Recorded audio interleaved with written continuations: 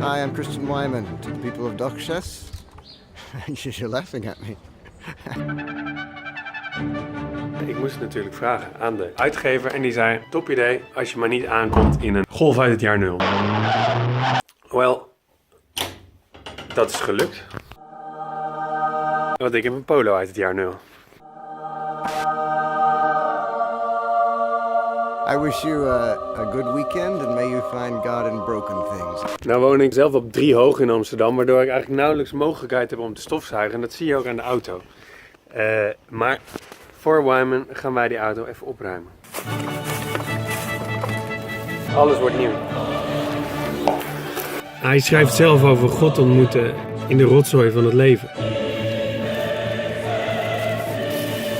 God goes. Belonging to every riven thing he's made means a storm of peace. Hij is opgegroeid als christen, heel orthodox. En vervolgens een beetje losgeslagen in de kunstscene terecht te komen. Gaan dichten, gaan schrijven, literatuur gaan maken. To every riven thing he's made, there is given one shade, shaped exactly to the thing itself. Toen ziek geworden, ongeveer op hetzelfde ogenblik zijn vrouw leren kennen en God opnieuw tegengekomen. En dan dat geprobeerd bij elkaar te krijgen in 1 boek. Hij gaat de zoektocht echt aan. Hij wil weten hoe het echt zit, omdat de dood hem op de hielen zit. En dat is heel fascinerend. Er staat een heleboel op het spel. En hij geeft aan van het moet ook, jouw ziel moet op het spel staan, zegt hij, als je kunst maakt. Maar met geloof geldt dat ook. Je ziel staat op het spel. En hij claimt dat kunst soms nog beter theologie doet dan dat theologie zelf dat doet. De auto is schoon, nu onze ziel nog. What do you hope for? Interesting conversation about literature and God. Those two things combined, I hope. Can you combine those two things? Can you take them apart? How can you not combine them? I have a friend who, the Russian poet, Ilya Kaminsky, wonderful person.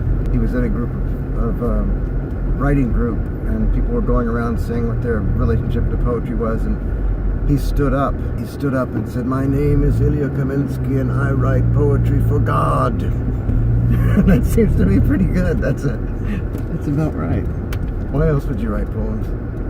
Yeah, you don't write them for audience besides of God? Well, I think if you write for God, then the audience will take care of itself. You can't count on the audience. You also can't count on what the audience will like, and if you try to appeal to that, you'll end up writing something not any good. So the solution is to write for God, and then you can write anything, because for God it will be good anyway. Well, I don't think so. I don't think you can assume that for God it will be good anyway.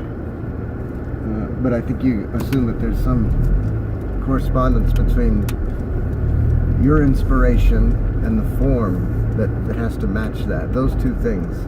That's what God wants. Sorry, what two things? Hallo, vergeetachtige! The nature of your inspiration, that moment of inspiration, and the form that is its fruition. And I think that when you know you're not writing for God is when the form, you allow the form to fall short of the inspiration. That's when you know that you're faking it.